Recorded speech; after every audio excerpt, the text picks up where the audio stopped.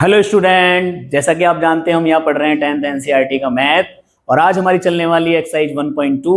तो आगे बढ़ने से पहले हमारे चैनल को सब्सक्राइब कर लें, वीडियो को लाइक कर दें। ठीक है, तो बढ़ते हैं हम अपनी एक्सरसाइज पर। तो आज हमारा है पहला सवाल, और पहला सवाल है हमारा कि √5 एक अपरिमेय संख्या है, इस चीज को हमें सिद्ध करना है। ठीक है, तो √5 एक अपरिमेय संख्या है, इसको हमें सिद्ध करना है, जो कि हम √2 और √3 की भांति ही सिद्ध करेंगे। ठीक है, तो उसी के तरीके का सवाल है। अगर आपने वो वीडियो देखी है तो ये आपको बहुत इजी लगेगा। ठीक है, तो चलते हैं। तो सबसे पहले आपको पता है, मैं हर वीडियो में बोलता हूं हम किस विधि से करने वाले हैं इसको, विरोधोक्ति विधि से। शाबाश, नीचे कमेंट बॉक्स में लिखेंगे आज विधि का नाम सभी के हम किस विधि से कर रहे हैं इसको। ठीक है, तो हम लिख लेंगे इसको कि माना √5 एक परिमेय संख्या है। हमने मान लिया कि √5 एक है परिमेय संख्या है। अगर ये परिमेय संख्या है तो परिमेय संख्या होती है हमारी P/Q के रूप की, तो ये P/Q के रूप की होगी। और अगर P/Q आपने यहां किस प्रकार के लिए हैं, तो यहां हमारे जो P/Q हैं वो P और Q इस प्रकार के हैं कि P और Q दोनों ही सहअभाज्य हैं। और बेटा आपको पता है सहअभाज्य का मतलब क्या होता है, दोनों ही सहअभाज्य संख्या हैं। और सहअभाज्य का मतलब होता है बेटा कि जिनका HCF 1 होता है। क्या होता है? जिनका HCF 1 होता है, यानी जिनका कोई भी फैक्टर आपस में मैच नहीं होता है। ठीक है, तो वो हमारी सहअभाज्य संख्या होती है। तो इसको हम मान लेते हैं समीकरण फर्स्ट। अब हमें समीकरण फर्स्ट का बेटा क्या करना है, दोनों तरफ का वर्क करना है। तो हम इसका दोनों तरफ का वर्क करेंगे, यही हमारा मेथड है करने का। ठीक है, दोनों तरफ का वर्ग करने पर बेटा अगर इस सवाल को तुम 3 हिस्सों में बांट लो तो बहुत इजी है। कैसे? क्या आप एक बार तो इसका दोनों तरफ का वर्ग करोगे, पहला हिस्सा। दूसरा हिस्सा के एक बार p² के अपॉन में इसका स्क्वायर लेके आओगे, यानी 5 लेके आओगे। ठीक है ना, और एक बार Q² के अपॉन में 5 लेके आओगे। सिर्फ 3 हिस्से हैं, बहुत ही इजी सवाल है। 6 नंबर का होता है, 4 नंबर का भी मिलता है, तो इसलिए बहुत अच्छे से इस सवाल को तैयार करेंगे। ठीक है, तो दोनों तरफ का वर्ग करेंगे तो √5 का स्क्वायर कर देंगे और P/Q का स्क्वायर कर देंगे। ठीक है, तो √5 का स्क्वायर 5 हो जाएगा, P² अपॉन हो जाएगा Q²। और अभी हमने आपको क्या बताया था कि अब 5 हमारा Q² के तो मल्टीप्लाई में आ रहा है, तो हम P² के अपॉन में कर लेते हैं। तो Q² यहां आ गया और ये आ गया P² अपॉन 5, जो कि हमारा टारगेट था। ठीक है, समीकरण सेकंड। और हमने आपको बता रखा है कि अगर किसी भी संख्या का स्क्वायर किसी संख्या से विभाजित है तो वो संख्या भी उस संख्या से विभाजित हो जाएगी। अब समझ में नहीं आया होगा, मैं बता रहा हूं, देखो ध्यान से। जैसे मान के चलो कि आपका 25 का स्क्वायर 5 से विभाज्य है, यानी 5 से कट रहा है, क्योंकि 25 का स्क्वायर कितना होता है? 625। तो 5 से 625 125 टाइम्स कट जाएगा। तो ये बताइए ये जो किसका स्क्वायर था? यहां अगर P² लिया जाए तो आपने 625 लिया, तो इसका मतलब P का मान कितना हुआ? P का मान हुआ आपका 25।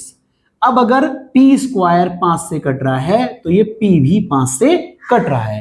यानी कहने का मकसद ये है कि अगर किसी संख्या का स्क्वायर 5 से कटेगा तो वो संख्या भी 5 से कटेगी। इसी प्रकार किसी संख्या का स्क्वायर अगर 2 से कटेगा तो वो संख्या भी 2 से कटेगी। ये हम पहले भी आपको बता चुके हैं। तो हम यहां लिखेंगे यहां, क्योंकि P² 5 से विभाज्य है तो P भी 5 से विभाजित होगा। अर्थात कहने का मकसद ये हुआ कि जो P का मान है वो 5 से कटने वाला है। अब हम कैसे लिखें कि 5 से कटने वाली सारी संख्या यहां आ जाए? तो हम इसको एक किसी का रूप मान लेंगे, जैसे 5m रूप मान लेंगे, जहां m जो है वो एक धनात्मक पूर्णांक हो जाएगा। जहां m कैसा हो जाएगा? एक धनात्मक पूर्णांक हो जाएगा। धनात्मक पूर्णांक का मतलब है कि वो 1 हो सकता है, 2 हो सकता है, 3 हो सकता है, 4 हो सकता है, 5 हो सकता है। अगर यहाँ 1 होगा तो 5 1 जा 5, यानी 5 एकम 5, 2 होगा तो 5 दूनी 10, 3 होगा तो 5 तिया 15, 4 होगा तो 5 चौका 20, 5 से कटने वाला आएगा। यानी हमने एक ऐसा रूप माना जो हमेशा ही 5 से कटने वाला है, तो ये 5 से कट रहा है, क्योंकि यहां हमें पता लग गया है कि 5 से कट रहा है P। किससे कट रहा है? 5 से।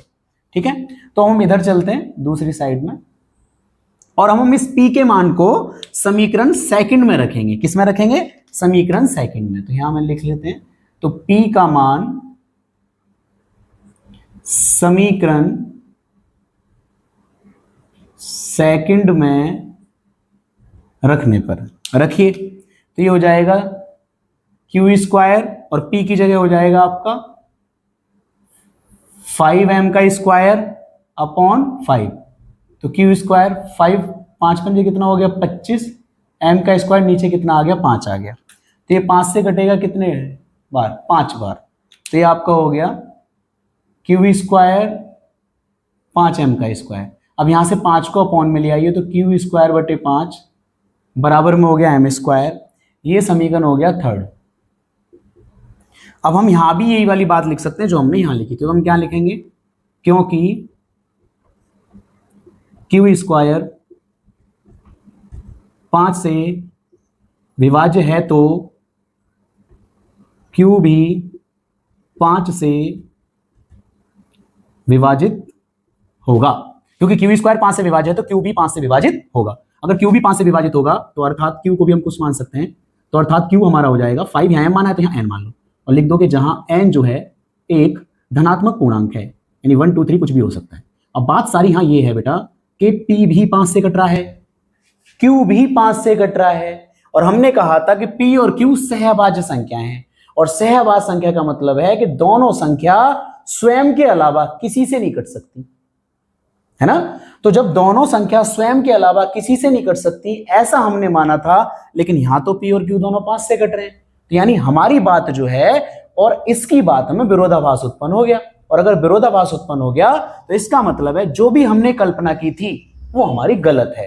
और हमने कल्पना क्या की थी कि √5 एक परमेय संख्या है, और अगर हमारी कल्पना गलत साबित हो गई तो इसका मतलब इसकी बात बिल्कुल सही है कि √5 एक अपरमेय संख्या है। तो इसी को बोलते हैं विरोधोक्ति विधि। अपनी कोई बात रखनी और उसका विरोध स्वयं ही हो जाएगा और वो विरोधाभास उत्पन्न कर देगी, ठीक है ना। तो हम यहां लिख देंगे, क्या लिख देंगे, अतः P और Q के समान गुणनखंडों में 5 है, अर्थात P और Q सहअभाज्य संख्या नहीं है, सहअभाज्य संख्या नहीं है। तो यहां विरोधाभास है, और जब विरोधाभास आता है तो विरोधोक्ति विधि काम कर जाती है, ठीक है। यहां विरोधाभास है तो हम कह सकते हैं, अतः हम कह सकते हैं, अतः या लिख दो हमारी कल्पना गलत है, लिख दो अतः हमारी कल्पना गलत है कि √5 एक, छोटे रूप में भी लिख सकते हो लेकिन हम हमेशा ये लिखते आ रहे हैं तो ये मैं लिखवा रहा हूं आपको, परमेय संख्या है। तो हम कह सकते हैं कि √5 एक अपरमेय संख्या है, ठीक है। तो इस तरीके से इस सवाल को आप कंप्लीट कर सकते हो। ये आपका है एक्सरसाइज का पहला सवाल, 1.2 एक्सरसाइज का पहला सवाल। तो नेक्स्ट वीडियो में हम दूसरा सवाल पढ़ेंगे, और अगर हमारी ये वीडियो पसंद आई हो तो चैनल को सब्सक्राइब करो, वीडियो को लाइक करो और कमेंट बॉक्स में कमेंट करो, ठीक है ना। तो मिलते हैं नेक्स्ट वीडियो में अगले सवाल के साथ। जय हिंद।